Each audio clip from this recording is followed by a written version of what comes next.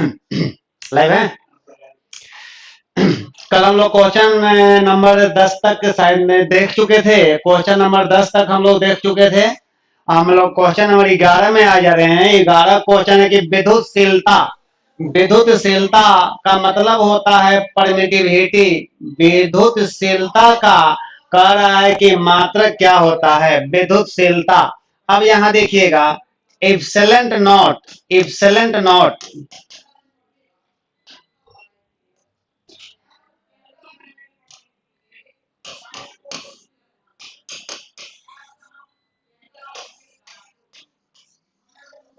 इप्सिलेंट not को कहा जाता है हवा या निर्वात।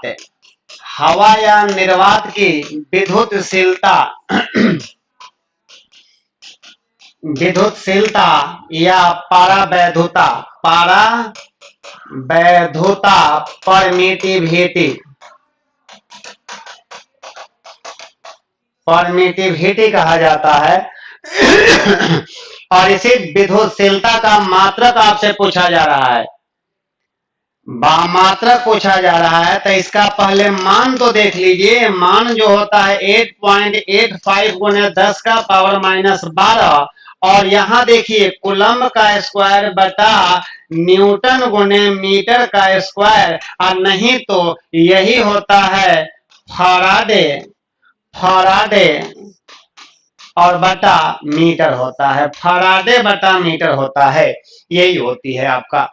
तो क्वेश्चन आएगा कि विद्युतशीलता का मात्रक क्या होता है, विद्युतशीलता का मात्रक क्या होता है, तो कहिएगा कूलम्ब स्क्वायर बटा न्यूटन गुणे मीटर स्क्वायर या फराडे बटा मीटर। और बार बार फराडे बटा मीटर ही पूछता है, इसलिए हमारा ऑप्शन फराडे बटा मीटर ही उठाया गया है। ऑप्शन नंबर बी सही है। कभी कभी इसका मान पूछ देता है कि विद्युत हवा या निर्वात की विद्युतशीलता या पारावैधुता, परमिटिविटी का मान क्या होता है, तो 8.85 गुणे 10 का पावर माइनस 12 कूलम्ब का स्क्वायर बटा न्यूटन गुणे मीटर का स्क्वायर, ये भी कर सकते हैं हम लोग। चलिए नेक्स्ट क्वेश्चन पर आ जाते हैं हम लोग। निम्न में कौन सा संबंध सही है, संबंध कौन सही है, ये बल के बारे में दिया गया है। तो अब यहां पर देखिए बल के बारे में दिया गया है, तो यहां देखिए ये आप समझ लीजिएगा। अब यहां पर हम यहां नोट लाइन में लिख दे रहे हैं, बढ़िया पॉइंट है। नाभिकीय बल, नाभिकीय बल सबसे मजबूत होता है। नाभिकीय बल ग्रेटर देन वैद्युत बल, स्थिर वैद्युत बल, स्थिर वैद्युत बल ग्रेटर देन चुंबकीय बल, ग्रेटर देन गुरुत्वाकर्षण बल, गुरुत्वाकर्षण बल। यही तो है आपका क्या दिया हुआ है, तो आप देख लीजिए सबसे मजबूत बल नाभिकीय बल होता है। वो बताए नाभिकीय बल स्थिर वैद्युत बल से मजबूत होता है, या वैद्युत बल इलेक्ट्रिक फोर्स भी लिख सकते हैं। ये मजबूत होता है चुंबकीय बल से, और चुंबकीय बल मजबूत होता है गुरुत्वाकर्षण बल से। मतलब कि सबसे कमजोर बल कौन हुआ, तो गुरुत्वाकर्षण बल होता है, ग्रेविटेशनल फोर्स होता है। तो बताइए ना इसमें से कौन होगा, नाभिकीय बल ग्रेटर देन आपका विद्युत चुंबकीय बल, विद्युत वैद्युत बल ग्रेटर देन गुरुत्वाकर्षण बल। एगो नहीं दिया हुआ है तो कोई बात नहीं है, हमारा ऑप्शन नंबर ये 1 सही हो गया। ऑप्शन नंबर 1 सही है।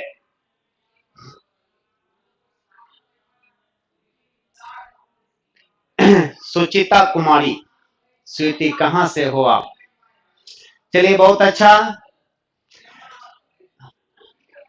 रणधीर आर्यन, सुचिता जी आपको घर से क्या मतलब है? कमेंट्स आप लोग अच्छा करें, बेटर करें कि हमारा भी ध्यान उधर नहीं भटके। अपने में नहीं कोलाइड कीजिए, अपने में कोलिजन नहीं, हमारी बातों पर ध्यान दीजिए आप लोग, बढ़िया बात है। चलिए नेक्स्ट क्वेश्चन आते हैं हम लोग। ये नेक्स्ट क्वेश्चन नंबर कितना हो गया जी? नेक्स्ट क्वेश्चन हमारा हो जाएगा 13 नंबर। वैद्युत बल होता है, तब वैद्युत बल अट्रैक्टिव भी होता है। वैद्युत बल के बारे में कह रहा है, इलेक्ट्रिक फोर्स जिसको कहा जाता है, इलेक्ट्रिक फोर्स के बारे में कहते हैं, तो कहिएगा अट्रैक्टिव भी होता है और रिपल्सिव भी होता है। ये अट्रैक्टिव भी होता है और रिपल्सिव भी होता है। अट्रैक्शन भी होता है, रिपल्सिव भी होती है और अट्रैक्टिव भी होती है। तो आकर्षक भी होती है, प्रतिकर्षक भी होती है, और यहां पर ऑप्शन नंबर दोनों दिया हुआ है।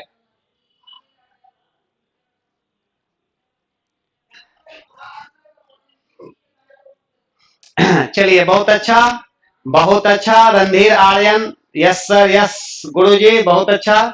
चलिए, तो इलेक्ट्रिक फोर्स जो होता है ये आपका अट्रैक्टिव भी होती है, रिपल्सिव भी होती है, क्योंकि हम बताए हैं आप लोग को कि समान आवेशों के बीच प्रतिकर्षण होता है और असमान आवेशों के बीच आकर्षण होता है। इस प्रकार देखा जाता है तो दोनों के मध्य एक बल काम करता है, जिस बल को ही वैद्युत बल कहा जाता है, इलेक्ट्रिक फोर्स कहा जाता है। तो इलेक्ट्रिक फोर्स जो होता है अट्रैक्टिव भी होती है और रिपल्सिव भी होती है, दोनों होती है, बोथ होती है। तो ऑप्शन नंबर सी सही हो गया, आंसर बन गया इसका। चलिए, नेक्स्ट क्वेश्चन आते हैं हम लोग। एक आवेशित चालक के कारण किसी स्थान पर वैद्युत क्षेत्र होता है। देखिए, वैद्युत क्षेत्र, इलेक्ट्रिक फील्ड की बात करेंगे या वैद्युत क्षेत्र की तीव्रता की बात करेंगे तो ये वेक्टर क्वांटिटी होती है। वैद्युत क्षेत्र, इलेक्ट्रिक फील्ड और इलेक्ट्रिक फील्ड की तीव्रता, इलेक्ट्रिक फील्ड कहें चाहे इलेक्ट्रिक फील्ड की तीव्रता कहें, इंटेंसिटी ऑफ इलेक्ट्रिक फील्ड कहें, वो वेक्टर क्वांटिटी में आता है, और इसमें से ऑप्शन नंबर आपका बी सही है। चलिए, संजय कुमार, बहुत अच्छा रिस्पांस, ऑप्शन नंबर बी सही है। ऑप्शन नंबर बी, चलिए ऑप्शन नंबर बी सही है।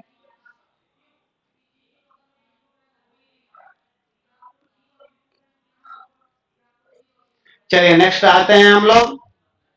मिथुन कुमार का भी अच्छा रिस्पांस है, ऑप्शन नंबर बी है। चलिए, बहुत अच्छा। नेक्स्ट क्वेश्चन पर आते हैं हम लोग। विद्युत क्षेत्र विक्षेपित कर सकता है। वैद्युत क्षेत्र का मतलब हुआ कि चार्ज क्षेत्र हो गया और वो विक्षेपित कर सकता है।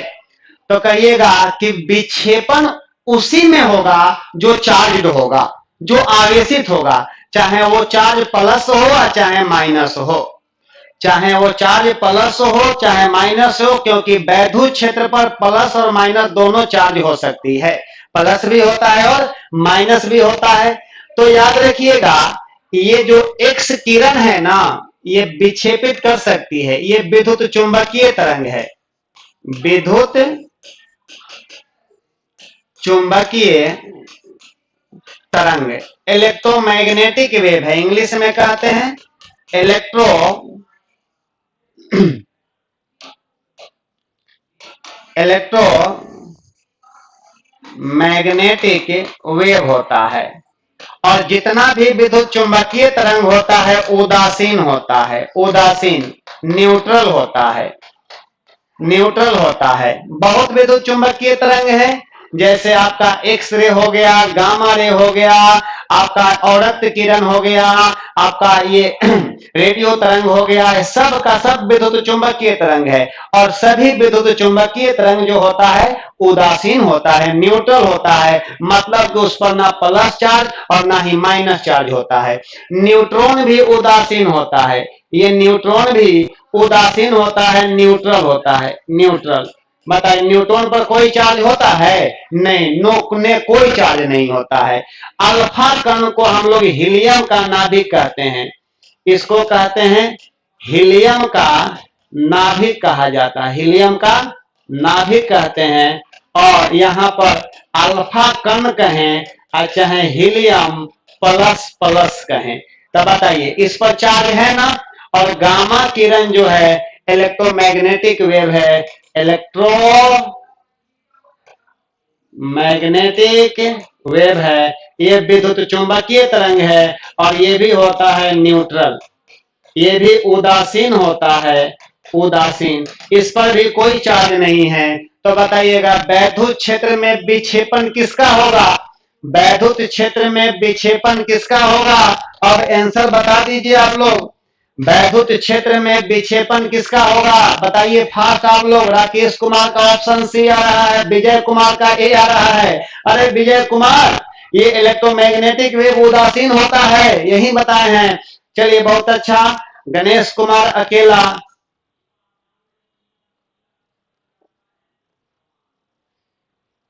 चलिए साउंड प्रॉब्लम आ रही है, साउंड प्रॉब्लम है। चलिए ऑप्शन नंबर सी, बहुत अच्छा रिस्पांस सब लोगों का, बहुत अच्छा, बहुत अच्छा response. Rupesh Mehta option C. Rajiv Ranjan ASR। देखिए ये राजीव रंजन जी गलत कह रहे हैं। आप विद्युत चुंबकीय विक्षेपित कर सकता है, अल्फा कण को विक्षेपित कर सकता है ना। चलिए ठीक है, अच्छी बात है। स्वीटी कुमारी ऑप्शन सी आ रहा है। साउंड प्रॉब्लम हो रही है क्या? साउंड में दिक्कत है क्या? यस नो में जवाब दीजिए। साउंड में दिक्कत है? साउंड सही है। चलिए जितेंद्र कुमार, साउंड सही है, बहुत अच्छा। तो ये आप लोग समझ गए हैं। और आप लोग एक बात बताइएगा, जितना भी विद्युत चुंबकीय तरंग होता है सब का सब उदासीन होता है। जरा एगो हम थोड़ा सा विद्युत चुंबकीय तरंग के बारे में बतला रहे हैं। विद्युत चुंबकीय तरंग इंग्लिश में कहते हैं इलेक्ट्रो मैग्नेटिक वेव। वेव याद रखिएगा। रमई राम भक्त से जीसी में चले गए। It is the decreasing order of wave length. देखिए यहां पर कहिएगा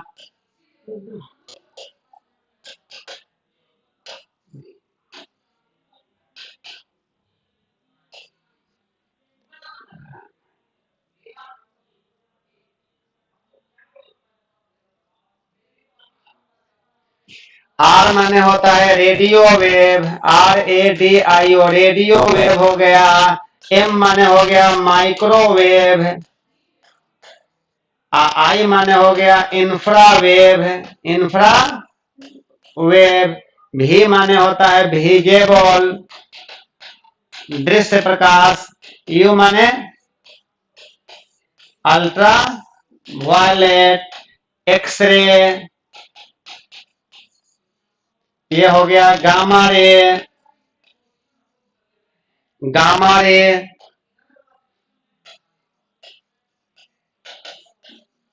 गामा रे हो गया ये, ठीक है।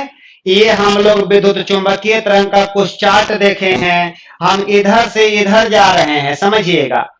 इधर से इधर मतलब कि रेडियो का मतलब रेडियो वेव, ये सूक्ष्म तरंग हो गया। इंफ्रावेव माने औरक्त तरंग हो गया। विजिबल, विजिबल माने दृश्य प्रकाश। अल्ट्रा वायलेट का मतलब क्या होता है? अल्ट्रा वायलेट, अल्ट्रा वायलेट पराबैंगनी, एक्सरे, गामा रे।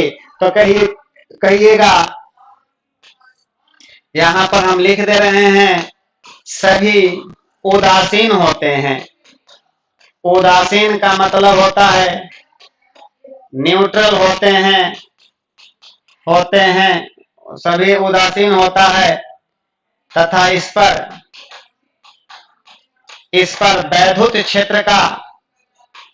वैद्युत क्षेत्र माने इलेक्ट्रिक फील्ड का कोई प्रभाव नहीं पड़ता है, कोई प्रभाव नहीं पड़ता है।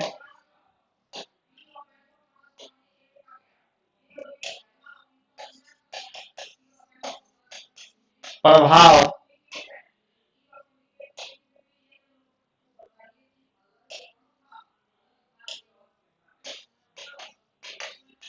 नहीं पड़ता है। उदासीन है तो कोई प्रभाव नहीं पड़ेगा। दूसरा नंबर लिख रहे हैं सभी उदासीन होता है तो वैद्युत क्षेत्र का कोई प्रभाव नहीं पड़ता है। सबकी चाल, इसकी चाल प्रकाश की चाल के समान होती है। इसकी चाल प्रकाश की चाल के समान होती है, समान होती है। यहाँ पर देखिए इधर से इधर जा रहे हैं तो तरंग दैर्घ्य का घटते क्रम है। तरंग दैर्घ्य का, कभी कभी तरंग दैर्घ्य का भी पूछता है सीक्वेंस। तरंग दैर्घ्य को इंग्लिश में कहते हैं वेव लेंथ।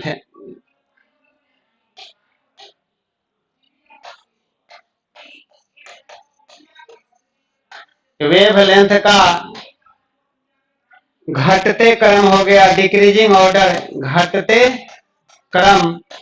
और यहां पर डी नंबर में कह दीजिएगा जब तरंग दैर्ध्य घटता है तो आवृत्ति और ऊर्जा बढ़ता है। तो यहां हम कह दे रहे हैं आवृत्ति माने फ्रीक्वेंसी, फ्रीक्वेंसी एवं ऊर्जा का बढ़ते क्रम, बढ़ते क्रम हो गया ये, बढ़ते क्रम।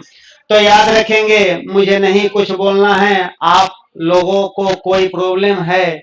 नहीं है, मुझे भी नहीं है। रणधीर आर्या, क्या प्रॉब्लम है आपको? साउंड क्लियर नहीं आ रही है?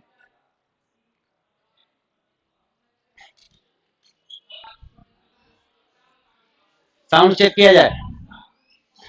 तो कुछ नहीं करना है, विद्युत चुंबकीय तरंग की बात करेंगे, समझिएगा आप लोग। अब यहां से बड़ी जबरदस्त क्वेश्चन पूछता है, बहुत ही जबरदस्त। तो कह दिया जाएगा कि विद्युत चुंबकीय तरंग की बात करते हैं हम लोग, विद्युत चुंबकीय तरंग की बात करते हैं, इलेक्ट्रोमैग्नेटिक वेव की। साउंड देख लीजिए सर, ठीक है? साउंड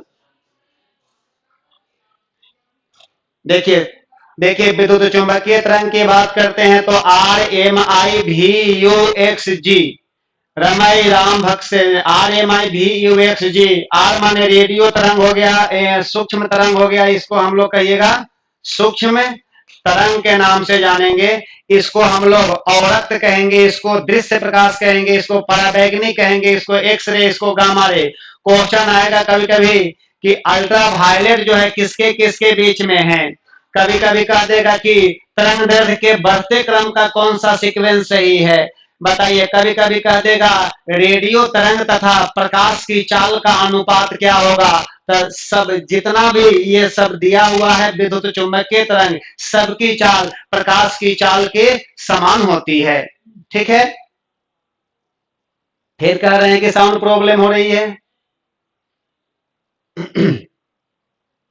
चलिए, तो यहां से आप लोग इस चीज को जरा बहुत माइंड दम टेकल कर आप लोग इस चीज को अपने माइंड में सेट कर लीजिए। सभी उदासीन होता है, और जब सब उदासीन होगा मतलब कि किसी पर कोई चार्ज नहीं होता है, तो बताइएगा इलेक्ट्रिक फील्ड में इसको ले जाएंगे तो ना प्लस की ओर मुड़ेगा ना माइनस की ओर मुड़ेगा, सीधा बेचारा चल जाएगा। लेकिन अगर हम लोग अल्फा किरण, अल्फा कण को ले जाते हैं इलेक्ट्रिक फील्ड में, तो अल्फा कण पर प्लस चार्ज होता है। तो बताइएगा इलेक्ट्रिक फील्ड में अल्फा कण किधर भागेगा? माइनस की ओर भागेगा, क्योंकि अल्फा कण जो होता है वो हीलियम के नाभिक होता है, और अल्फा कण को ही He प्लस प्लस के रूप में हम लोग जानते हैं। ये लिख दिया गया है। चलिए नेक्स्ट क्वेश्चन है 12 वोल्ट विभवांतर के, नेक्स्ट क्वेश्चन पर आ जाइएगा। 12 वोल्ट विभवांतर के दो बिंदुओं के बीच 2 कूलम आवेश को ले जाने में कितना कार्य किया जाता है? आप लोग पढ़े हैं कि V बराबर होता है W/Q होता है, W/Q होता है ना। साउंड की सही ठीक कीजिए सर जी, साउंड प्रॉब्लम है फिर।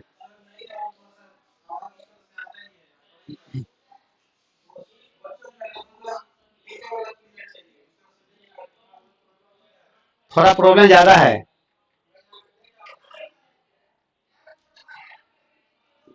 लड़का लोग का साउंड के कारण क्लास छोड़ना पड़ रहा है सर, एक बार देख लीजिए आप। साउंड प्रॉब्लम है, शायद थोड़ा प्रॉब्लम आ रही है। तो देखिए V बराबर W/Q आ गया, तो यहां से हम पूछेंगे तो W बराबर कहिएगा V गुने Q कर दीजिएगा। V का मतलब विभवांतर 12 हो गया, और बताइएगा कितना कूलम है? 2 कूलम है, तो 12 दूना 24 जूल आंसर हो गया ये। 24 जूल कोई ऑप्शन है? हाँ, ऑप्शन नंबर 1 है। चलिए नेक्स्ट क्वेश्चन पर आते हैं हम लोग। नेक्स्ट क्वेश्चन है किसी विद्युत बल्ब के तंतु में से, तंतु का मतलब फिलामेंट होता है, और आपको पता होना चाहिए कि विद्युत बल्ब का फिलामेंट टंगस्टन धातु का बना होता है, टंगस्टन धातु का। W, टंगस्टन माने W।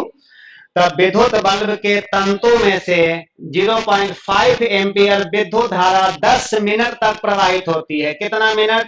10 मिनट तक है। तो विद्युत परिपथ से प्रवाहित विद्युत आवेश का परिमाण क्या होगा? आप ये जानते हैं कि Q बराबर होता है IT होता है, I का मान 0.5 दिया है और T का मान 10 मिनट दिया है। तो 10 मिनट को सेकंड में बदल दीजिएगा, तो 10 गुने 60 कर दीजिए, हो गया। तो यहाँ 5 बटा पॉइंट हट गया, 10 गुने 60, ये काट दीजिए, तो यहाँ पर 300 कूलम्ब हो गया आंसर।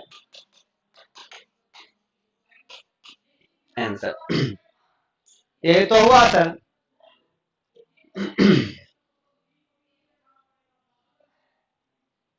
चलिए आगे बढ़ते हैं हम लोग। कमेंट्स वाला ऐसी खत्म हो गया, हमको कमेंट्स पता नहीं चल रहा है कि कौन आदमी क्या कमेंट्स कर रहे हैं। चलिए कोई बात नहीं। देखिए अब नेक्स्ट क्वेश्चन पर आते हैं हम लोग। एक विद्युत बल्ब में 0.4 एम्पियर की धारा 1 मिनट तक, फिर यहाँ देखिए 1 मिनट तक है प्रवाहित, यहाँ पर हो गया प्रवाहित किए जाएं तो उससे कितने कूलम्ब आवेश प्रवाहित होंगे? कुछ नहीं, बस वही सवाल है।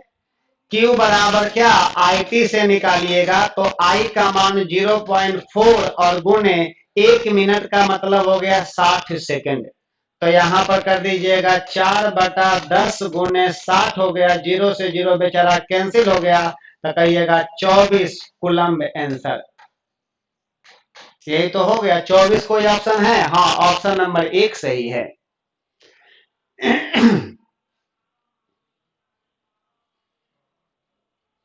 हो गया। चलिए अब अगला क्वेश्चन पर हम लोग आ जाते हैं। अगला क्वेश्चन है कि 1 एम्पियर घंटा कितने कूलम्ब के बराबर होती है? कुछ नहीं करना है आपको। आप ये जानते हैं कि Q बराबर IT होता है ना? ये बताइए इसका मात्रक होता है कूलम्ब। लॉ में आ की मात्रा होनी चाहिए, सब में लॉ में आ की मात्रा होगा। कूलम्ब बराबर यहां पर कहिएगा एम्पियर गुने सेकेंड। यहां देखिए एम्पियर गुने सेकेंड रहेगा तभी कूलम्ब कहिएगा। अगर एम्पियर गुने घंटा रहेगा तो कूलम्ब बोलिएगा? एम्पियर गुने घंटा रहेगा तो कूलम्ब बोलिएगा? तो कहिएगा नहीं बोलेंगे। अगर हम कह देंगे कि 1 कूलम्ब बराबर 1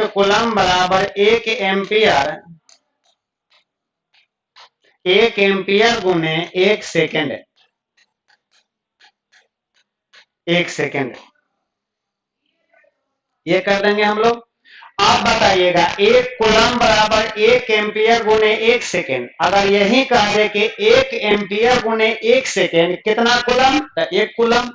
लेकिन यहां है, हम सवाल पर आ जाते हैं अपने अकॉर्डिंग टू क्वेश्चन A/Q। अब ये देखिएगा 1 एम्पियर 1 एम्पियर घंटा, तो आप इसको बना दीजिए, कहिएगा 1 एम्पियर गुने 1 घंटा को कहिएगा 3600 सेकेंड। तो आप इसी को लिख दीजिएगा 3600 कूलम्ब, नहीं तो 36 गुने 10 का पावर 2 कूलम्ब, नहीं तो 3.6 गुने 10 का पावर 3 कूलम्ब। जो ऑप्शन रहेगा वही आंसर दीजिए आप। कौन ऑप्शन है आपके सवाल में? आपके सवाल का ऑप्शन हो जाएगा 3600 कूलम्ब। सब में आ की मात्रा दीजिएगा, सब में आ की मात्रा कूलम्ब है। ये मिस्टेक है, यहाँ पर थोड़ा एरर आ गया है। हो गया। नेक्स्ट पर आ जाते हैं हम लोग। नेक्स्ट क्वेश्चन दिया है कि 1 एम्पियर की धारा कुल कितने इलेक्ट्रॉन से मिलकर बनी होती है? 1 एम्पियर की धारा है। पहले एक बात समझिए कि Q बराबर होता है, इधर लिख दे रहे हैं, Q बराबर होता है N होता है। तो यहां से आप लोग N निकालिएगा तो N बराबर Q बाई E, नहीं तो Q के जगह पर IT बटा E कर दीजिएगा। ठीक है। अब यहां देखिए, कह रहा है कि 1 एम्पियर की धारा, बताइए I का मान हो गया 1 एम्पियर। कह रहा है कि 1 एम्पियर की धारा कुल कितने इलेक्ट्रॉन से मिलकर बनी होती है। तो इस सूत्र पर समीकरण 1 वाला से निकाल दीजिए। तो दिस इम्प्लाइड N बराबर I का मान दिया है 1 और गुणे समय नहीं दिया है तो 1 सेकेंड मानिएगा, और बटा 1 इलेक्ट्रॉन पर आवेश का मान भर दीजिए। तो 1.6 गुणे 10 का पावर माइनस 19, 1 में 1.6 से भाग दीजिएगा, उसको डिवाइड कीजिएगा तो 0.625 और गुणे 10 का पावर 19 आ जाएगा, और ये पॉइंट आगे ले जाइएगा तो 6.25 गुणे 10 का पावर 18 इलेक्ट्रॉन आंसर हो जाएगा आपका। कितने इलेक्ट्रॉन से मिलकर बनी होगी? 6.25 गुणे 10 का पावर 18 इलेक्ट्रॉन से मिलकर बनी होती है। ऑप्शन नंबर 1 सही है।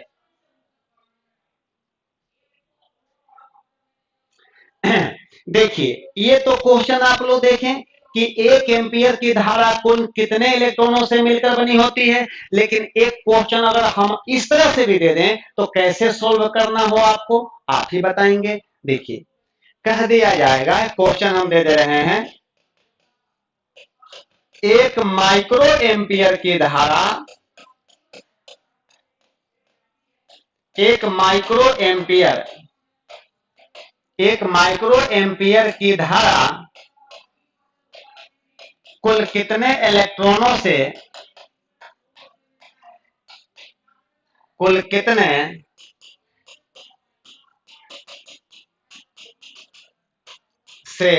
मिलकर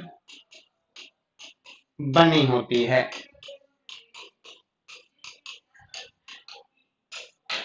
यही सवाल है, 1 माइक्रो एम्पियर की धारा कुल कितने इलेक्ट्रॉनों से मिलकर बनी होती है। कुछ नहीं करना है, आपके सवाल में समय नहीं दिया है तो यहां पर भी समय 1 ही सेकंड ले लीजिएगा। सॉल्यूशन पर आ जाते हैं हम लोग।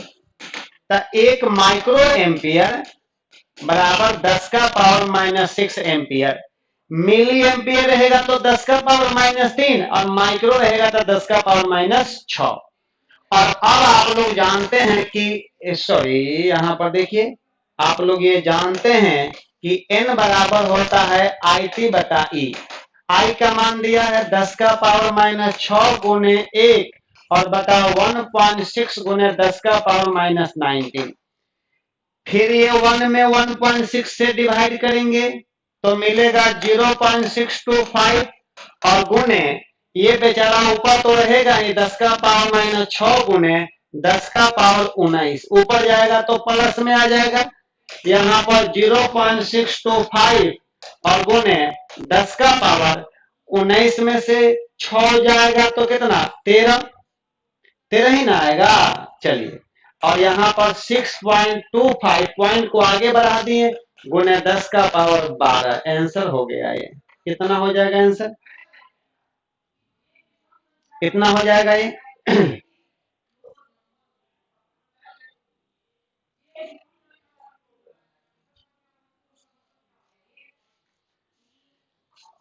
चलिए, इस तरह से यहां से कुछ क्वेश्चन दिया गया था जो आप लोगों ने सॉल्व कर लिया। अब हम लोग आ जाते हैं नेक्स्ट, थोड़ा बहुत एगो दूगो और थ्योरी बच गया है, उसकी तरफ हम लोग बढ़ते हैं, उसकी ओर बढ़ते हैं। अब एगो होता है विद्युत द्विध्रुव, एगो होता है विद्युत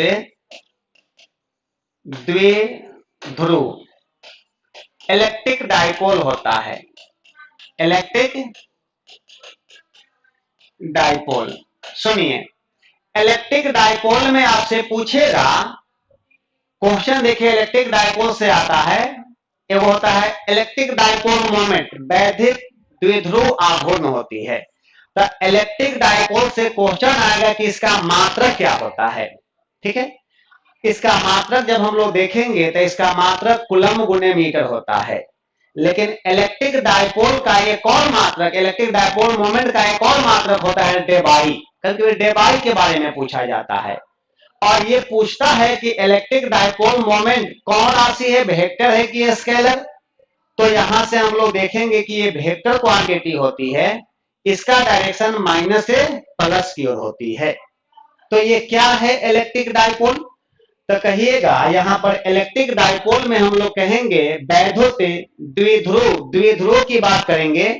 तो जब समान परिमाण का, देखिए जब समान परिमाण का दो गो चार्ज जब एक दूसरे के समान परिमाण, समान वैल्यू का, समान वैल्यू का दो गो आपका आवेश, लेकिन दोनों की प्रकृति विपरीत होनी चाहिए। मतलब कि जब समान परिमाण परंतु विपरीत प्रकृति के दो बिंदु आवेश एक दूसरे से कम दूरी पर होता है, एक दूसरे से कम दूरी पर होता है, तो इसी सिस्टम को हम लोग इलेक्ट्रिक डाइपोल के नाम से जानते हैं, वैद्युत द्विध्रुव के नाम से जानते हैं। तो यहां पर हम लिखने जा रहे हैं जब समान परिमाण, जब समान परिमाण, जब समान परिमाण परंतु विपरीत प्रकृति के,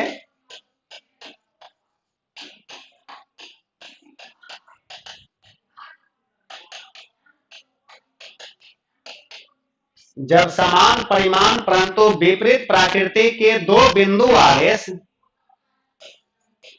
दो बिंदु आवेश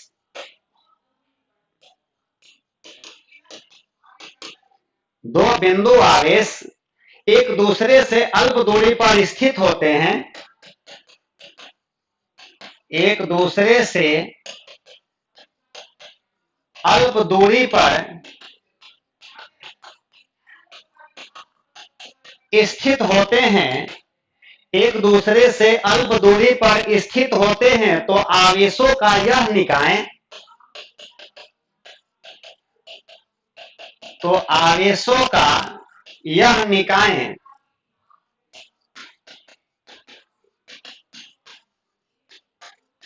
निकाय माने सिस्टम होता है, तो आवेशों का यह निकाय इलेक्ट्रिक डाइपोल कहलाता है।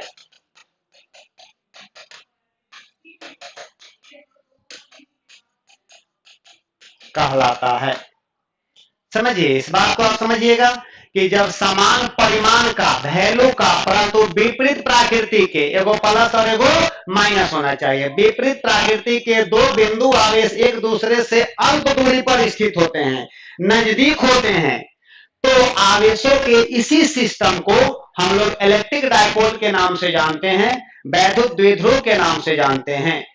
अब यहां देखिएगा, अब कहेंगे इलेक्ट्रिक डाइपोल मोमेंट की बात करते हैं हम लोग, यहां लिख दे रहे हैं इलेक्ट्रिक डाइपोल मोमेंट,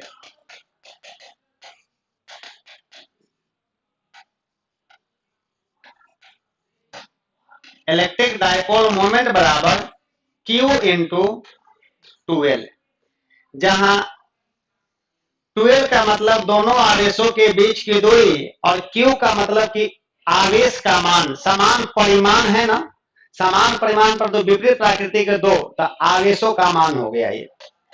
इसका अगर मात्रक पूछा जाता है तो मात्रक कहिएगा कूलम्ब गुने मीटर।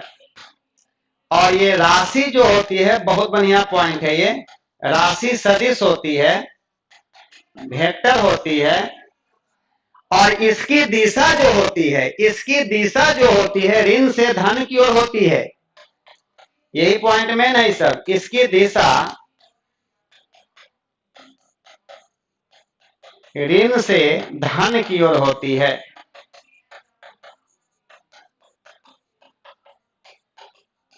ऋण से धन की ओर होती है। बस यहां से पूछेगा electric dipole moment, electric dipole moment कौन राशि है, तो कहिएगा सदिश राशि है। इलेक्ट्रिक डाइपोल मोमेंट सदिश राशि है, इसका मात्रक क्या होता है, कूलम्ब गुने मीटर होता है।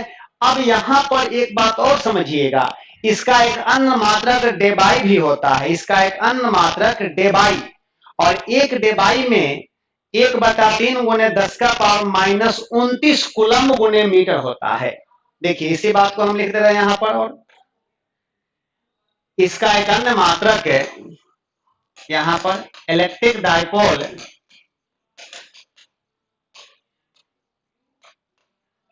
मोमेंट का एक अन्य मात्रक डेबाई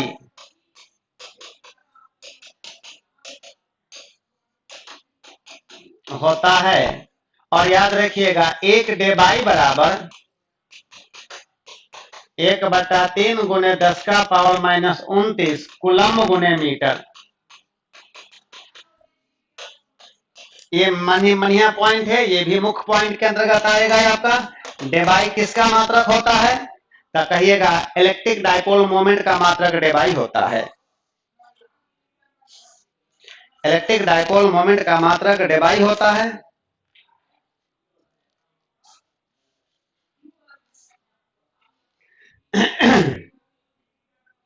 तो यहां से भी क्वेश्चन आता है डेबाई किसका मात्रक है? तो कहिएगा इलेक्ट्रिक डाइपोल मोमेंट का मात्रक डेबाई होती है। एक और देखिए यहां पर आप लोग एगो पढ़े होंगे गॉस थ्योरम, गॉस प्रमेय। तो लैंग्वेज में क्वेश्चन आपसे पूछेगा गॉस प्रमेय के बारे में, लैंग्वेज से। तो गॉस प्रमेय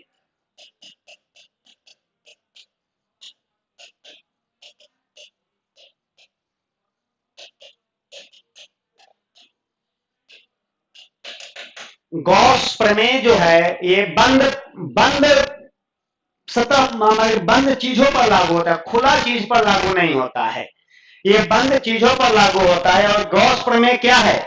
तो कहिएगा कि वैद्युत क्षेत्र में वैद्युत क्षेत्र में किसी बिंदु तल से होकर गुजरने वाला, वैद्युत क्षेत्र में मतलब हुआ कि वैद्युत क्षेत्र में किसी बिंदु तल से होकर गुजरने वाला कुल फ्लक्स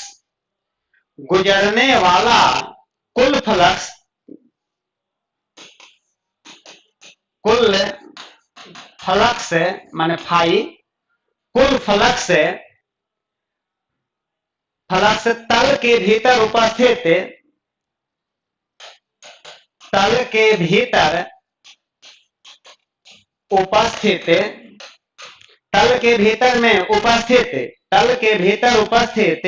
कुल विद्युत आवेश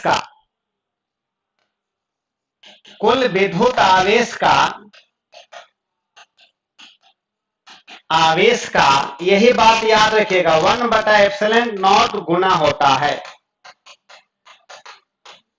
1/ε0 गुना होता है। मतलब ये कह सकते हैं कि फाई बराबर Q/ε0।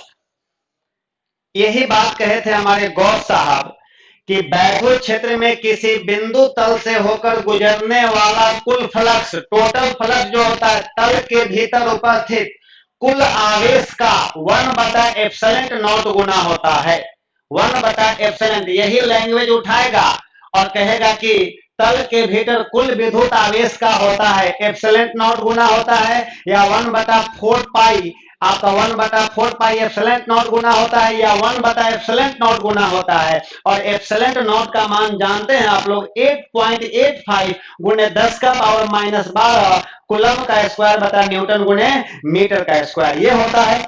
और ये देखिएगा यह थ्योरम सभी बंद पृष्ठों के लिए सत्य है। यह थ्योरम जो है बंद पृष्ठ पर लागू होता है। यह थ्योरम सभी बंद पृष्ठों के लिए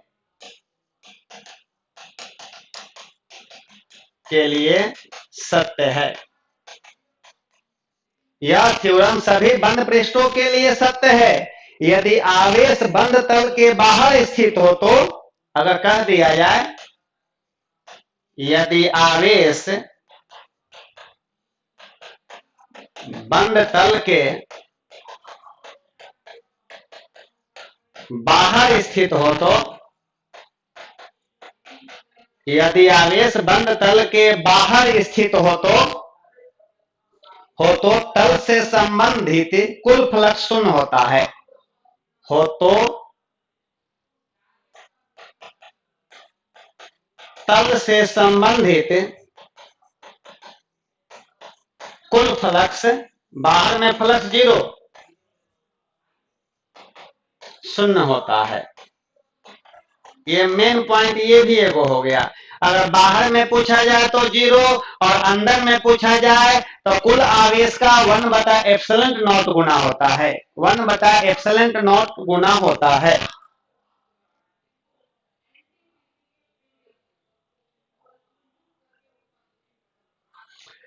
चलिए गॉस प्रमेय लागू होता है, बताइएगा खुले सभी बंद पृष्ठों के लिए कि खुले पृष्ठों के लिए, तो कहिएगा सभी बंद पृष्ठों के लिए लागू होता है। हेलो, आवाज आ रहा है क्लियर? ठीक, तो देखिए यहाँ पर गॉस प्रमेय में देखें आप लोग, गॉस प्रमेय क्वेश्चन आएगा कि गॉस प्रमेय लागू होता है सभी बंद पृष्ठों के लिए लागू होता है। और गॉस प्रमेय में कहा गया था कि वैद्युत क्षेत्र में किसी बिंदु तल से होकर गुजरने वाला कुल फ्लक्स जो होता है तल के भीतर उपस्थित कुल आवेश का, टोटल आवेश को क्यों मान लिए, कुल आवेश का 1/ε0 गुना होता है। यही था आपका इलेक्ट्रोस्टैटिक्स का कुछ पार्ट था जो हमने आपको बताया। एगो लीनियर चार्ज डेंसिटी होती है, एगो एरिया से होता है, एगो वॉल्यूम से होता है, तो वो खैर उतना ज्यादा डीप आपको जाने की जरूरत नहीं है। इसमें भी हम ऐसे भी बहुत ज्यादा डीप चले गए हैं क्योंकि बहुत स्टूडेंट को डाइवर्सन होने लगता है, ज्यादा डीप जाते हैं ना तो बहुत स्टूडेंट डाइवर्सन करने लगता है, ऑसिलेट करने लगता है, माने कि उसमें कंपन आने लगती है। लेकिन और ज्यादा डीप जाना चाहिए था हमको इसमें, लेकिन नहीं जा रहे हैं इसलिए कि बहुत स्टूडेंट को परेशानी होने लगती है। ठीक है, तो इसको राउंड अप कर दिया जाएगा। राउंड अप हम एक बार कर रहे हैं, कह दिया जाएगा कि आपको बताइए घर्षण विद्युत का खोज किसने किया था, घर्षण विद्युत का खोज थेल्स ने किया था। वस्तुओं को आवेशित करने की विधि सर्वप्रथम थेल्स ने बताया था और उन्होंने कहा था कि जब कांच की छड़ को रेशम के कपड़ा पर रगड़ा जाता है तो कांच के छड़ पर धन आवेश और रेशम के कपड़ा पर ऋण आवेश आ जाता है। आवेशों का जो संकेत है प्लस और माइनस, ये देने का श्रेय महान वैज्ञानिक बेंजामिन फ्रैंकलिन साहब को गया था। और बेंजामिन फ्रैंकलिन साहब जो थे उन्होंने त्वरित चालक का खोज किया था। बेंजामिन फ्रैंकलिन साहब ने त्वरित चालक का खोज किया था। अगर कह दिया जाए तो समान आवेशों के बीच प्रतिकर्षण और असमान आवेशों के बीच आकर्षण होता है और वही आकर्षण या प्रतिकर्षण बल को वैद्युत बल कहा जाता है। इस बल के संदर्भ में कूलम्ब ने अपना नियम दिया था और उनके नियम में कहा गया था कि आपको आकर्षण या प्रतिकर्षण बल का मान दोनों आवेशों के मान के गुणनफल का समानुपाती और उसके बीच की दूरी के वर्ग का व्युत्क्रमानुपाती होता है। और इस चीज से हम लोग को प्राप्त हुआ है F बराबर 1/4 pi epsilon not Q1 into Q2 बटा R स्क्वायर। एप्सिलॉन नॉट को कहा जाता है हवा या निर्वात की विद्युतशीलता, परमिटिविटी ऑफ फ्री स्पेस कहा जाता है। और ये एप्सिलॉन नॉट का मान होता है 8.85 गुने 10 का पावर -12 कूलम्ब का स्क्वायर बटा न्यूटन गुने मीटर का स्क्वायर होता है। इसके बाद में हम लोग यहीं पर देखे हैं Q बराबर होता है IT के बारे में देखें, Q बराबर प्लस माइनस एनी के बारे में देखें, अभी अभी हम लोग गॉस थ्योरम के बारे में देखें, इलेक्ट्रिक डाइपोल के विषय में देखें। डेबाई किसका मात्रक होता है तो कहिएगा वैद्युत द्विध्रुव का मात्रक डेबाई होता है। नहीं तो एक डेबाई बराबर 1/3 गुने 10 का पावर -29 कूलम्ब गुने मीटर के बराबर होता है। गॉस का प्रमेय लागू होता है बंद पृष्ठ पर कि खुले पृष्ठ पर, तो बंद पृष्ठ पर लागू होती है। तो ये पूरा राउंड अप हम लोग देखे, यहाँ से कैसे क्वेश्चन न्यूमेरिकल टाइप का आता है ये भी हम लोग जानकारी प्राप्त किए हैं। अब हम लोग आ जाते हैं अगला चैप्टर सर्किट पर। चलिए विद्युत धारा की बात करते हैं हम लोग, यहां पर आते हैं विद्युत धारा। विद्युत धारा कहिएगा विभवांतर रहेगा, विभवांतर रहेगा, समझिएगा विभवांतर का मतलब कि पोटेंशियल डिफरेंस आप लोग देखे थे कि पोटेंशियल डिफरेंस माने विभवांतर, इस विभवांतर को मापने के लिए एक यंत्र उपयोग में लाया जाता है जिसको वोल्ट मीटर कहा जाता है। और वोल्ट मीटर का प्रतिरोध ज्यादा होता है, वोल्ट मीटर का प्रतिरोध उच्च होता है। लेकिन आप बताएंगे एक आदर्श वोल्ट मीटर का प्रतिरोध अनंत होता है। बताया गया था कि वोल्ट मीटर से क्या मापते हैं, तो किन्हीं दो बिंदुओं पर विभव के अंतर को विभवांतर, उस विभवांतर को मापने के लिए वोल्ट मीटर का प्रयोग किया जाता है। वोल्ट मीटर का प्रतिरोध अधिक होने के कारण इसको परिपथ में पैरेलल में कनेक्ट किया जाता है। एक आदर्श वोल्ट मीटर का प्रतिरोध अनंत होता है, लेकिन वोल्ट मीटर के रेंज को बढ़ाने के लिए, वोल्ट मीटर के रेंज को बढ़ाने के लिए हम लोग इसके श्रेणी क्रम में उच्च प्रतिरोध को जोड़ देते हैं। आगे जब देखेंगे तो गैल्वेनोमीटर को वोल्ट मीटर में बदला जाता है और गैल्वेनोमीटर को आमीटर में भी बदला जाता है। तो गैल्वेनोमीटर पढ़ेंगे, वहां पर उसको वोल्ट मीटर में बदल देंगे, वहां पर उसको आमीटर में कन्वर्ट कर देंगे।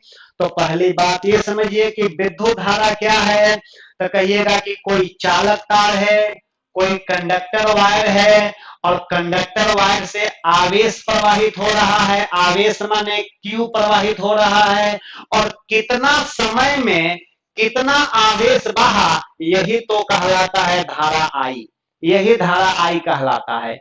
तो पूछेंगे हम आपसे कि आवेश क्यों बह रहा है, तो कहिएगा कि दोनों बिंदुओं पर विभव का अंतर है, और जब विभव का अंतर होगा तभी आवेश बहेगा।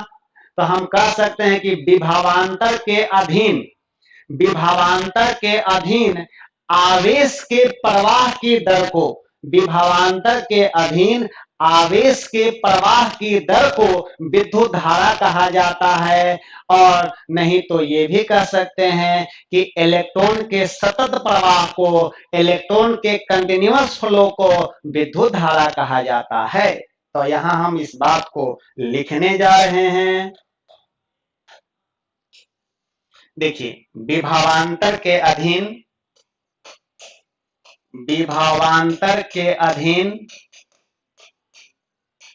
आवेश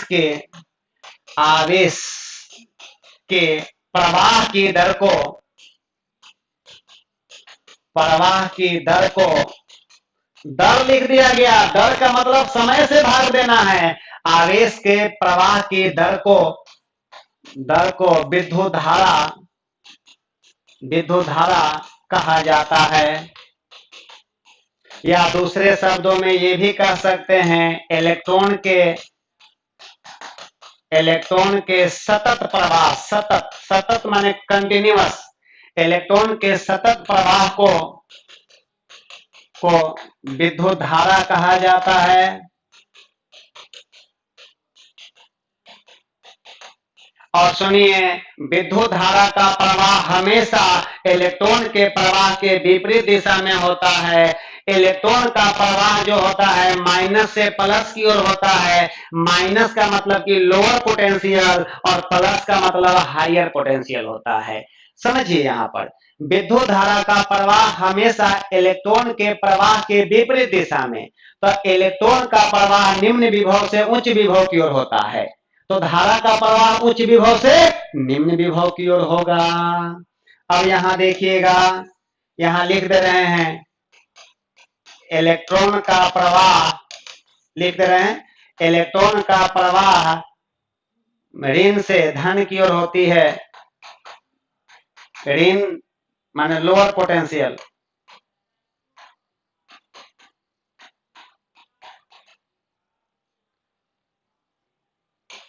लोअर पोटेंशियल से इलेक्ट्रॉन का प्रवाह ऋण से धन HP की ओर होती है। और अब लिख दे रहे हैं विद्युत धारा का प्रवाह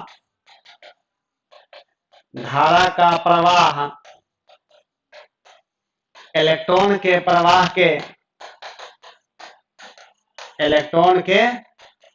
प्रवाह के विपरीत दिशा में होता है।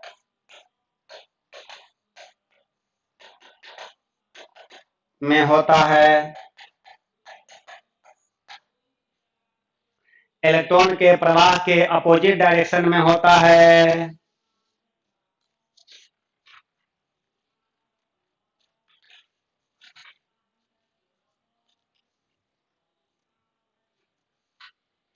हो गया जी, कुछ नहीं करना है।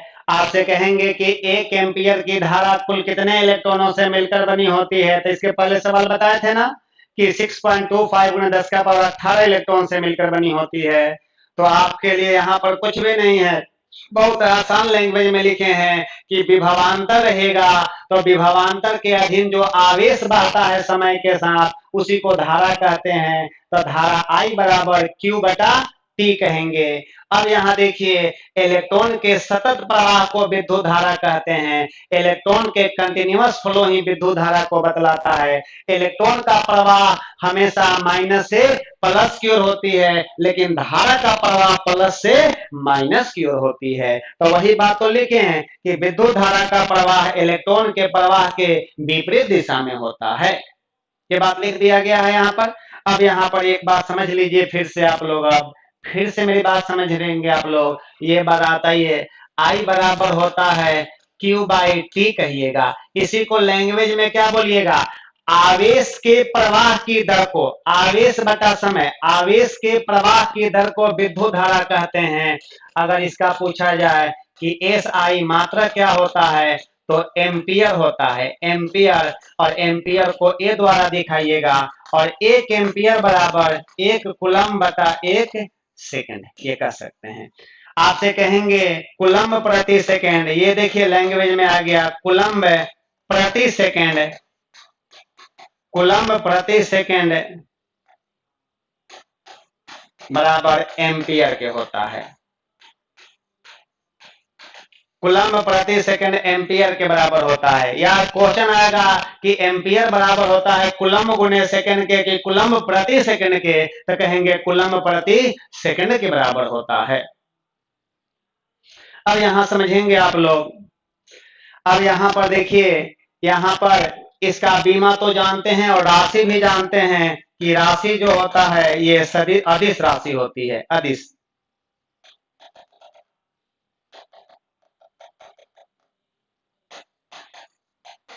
राशि जो होता है अदिश होता है, स्केलर होता है, स्केलर क्वांटिटी होती है, ये अदिश राशि होती है ये। अब यहाँ देखिएगा आप लोग, यहाँ पर समझिए, इसे आमीटर द्वारा मापा जाता है। मेन पॉइंट अब यहाँ पर लिखने जा रहे हैं। ये विद्युत धारा को इसे आमीटर, आमीटर चाहे एमीटर भी लिखा रहता है, इसे एमीटर द्वारा मापा जाता है, इसे एमीटर द्वारा मापा जाता है। एमीटर का प्रतिरोध, एमीटर का प्रतिरोध निम्न, रेसिस्टेंस इंग्लिश में कहते हैं, एमीटर का प्रतिरोध रेसिस्टेंस निम्न होता है। बताइए, हम बताए हैं आप लोगों को शुरू में ही, जिसका प्रतिरोध निम्न लिखवाएंगे, जिसका प्रतिरोध हम कम लिखवाएंगे, उसके आदर्श की बात करेंगे तो 0 होगा। और जिसका प्रतिरोध, देखिए, जिसका प्रतिरोध हम कम लिखाएंगे ना, उसके आदर्श की बात करेंगे, आइडियल की बात करेंगे तो 0 कहिएगा। और जिसका प्रतिरोध ज्यादा लिखवाएंगे और उसके आदर्श की बात करेंगे तो उसका प्रतिरोध अनंत कहिएगा। तो बताइए, आमीटर का या एमीटर का प्रतिरोध निम्न होता है, तो आप बताइएगा एक आदर्श से, आदर्श का मतलब आइडियल, आइडियल, एक आदर्श आमीटर का प्रतिरोध, का प्रतिरोध क्या होता है, 0 होता है। एक आदर्श आमीटर का प्रतिरोध 0 होता है। और सुनिए, आमीटर को परिपथ में, सर्किट में हमेशा सीरीज में जोड़ी जाती है। आमीटर को परिपथ में, सर्किट, सर्किट में हमेशा, सीरीज माने श्रेणी क्रम, सीरीज में समूहित की जाती है, सीरीज में समूहित की जाती है। देखिए आमीटर को परिपथ में हमेशा सीरीज में जोड़ी जाती है। पहले इस पॉइंट को आप लोगों को जैसे आप लोगों को अति करना है कर सकते हैं, और इसी पॉइंट से हम एक क्वेश्चन तैयार कर रहे हैं। सारा का सारा पॉइंट ये जो लिखे हैं क्वेश्चन बनेगा आपका। कहेंगे कि विभवांतर के अधीन, देखिए क्वेश्चन कैसे पूछेगा, माइंड को अपने आप में कंसंट्रेट कीजिए। कहा जाएगा कि विभवांतर के अधीन आवेश के प्रवाह की दर को डैश डैश कहा जाता है। विभवांतर के अधीन आवेश के प्रवाह की दर को विद्युत धारा कहा जाता है। हो गया। तब विद्युत धारा I बराबर क्यू बाई टी। आपसे कहेंगे कि 1 एम्पियर बराबर, यहां से भी क्वेश्चन पूछा जाता है, कहा जाएगा कि 1 एम्पियर बराबर आपका डैश बटा 1 सेकेंड। बताइए 1 कूलम्ब बटा 1 सेकेंड, यानी कूलम्ब प्रति सेकेंड। कूलम्ब प्रति सेकेंड किसके मात्रक के बराबर? एम्पियर के मात्रक, एम्पियर धारा के मात्रक एम्पियर के बराबर। राशि अदिश हो गया। आप बताइएगा विद्युत धारा को मापा जाता है आमीटर द्वारा। विद्युत धारा को आमीटर द्वारा मापा जाता है। विद्युत धारा को आमीटर चाहे एमीटर, दोनों एक ही चीज है, both are same no difference. Ammeter and ammeter द्वारा मापा जाता है। एमीटर का प्रतिरोध देखिए निम्न होता है। एमीटर का प्रतिरोध निम्न होता है, तो एक आदर्श एमीटर का प्रतिरोध, एक आदर्श आमीटर का प्रतिरोध क्या होगा? एक आदर्श आमीटर का प्रतिरोध 0 होता है। बताइए जब इसका प्रतिरोध कम है तो हम लोग इसको, जब इसका प्रतिरोध कम है तो हम लोग इसको सीरीज में जोड़ेंगे कि पैरेलल में जोड़ेंगे? तो कहिएगा इसको हम लोग सीरीज में कनेक्ट करते हैं, सीरीज में जोड़ते हैं। और सुनिए आमीटर जो होता है जब भी मेजरमेंट करेगा धारा के आरएमएस मान का मेजरमेंट करता है। अब देखिए यहां पर लिखते रहे हम लोग, आमीटर धारा के आरएमएस मान, आरएमएस का मतलब कि रूट मीन स्क्वायर। धारा, आमीटर धारा के आरएमएस मान को मापता है। और यहां पर समझ लीजिएगा धारा का आरएमएस मान क्या है? धारा का आरएमएस मान क्या है? तो कहिएगा धारा के शिखर मान को √2 से भाग देने पर धारा का आरएमएस मान प्राप्त होता है। धारा के शिखर मान को √2 से भाग देने पर धारा का आरएमएस वैल्यू प्राप्त होता है।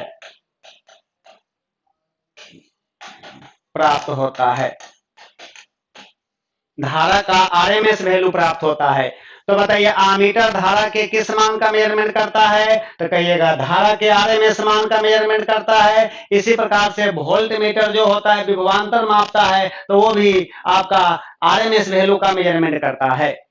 तब यहाँ पर धारा के शिखर मान को √2 से भाग देने पर धारा का आरएमएस वैल्यू प्राप्त हो जाता है।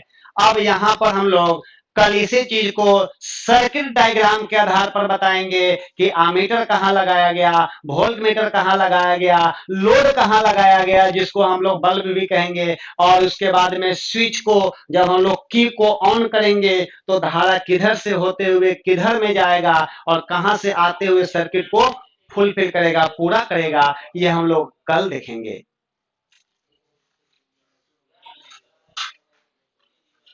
यहां से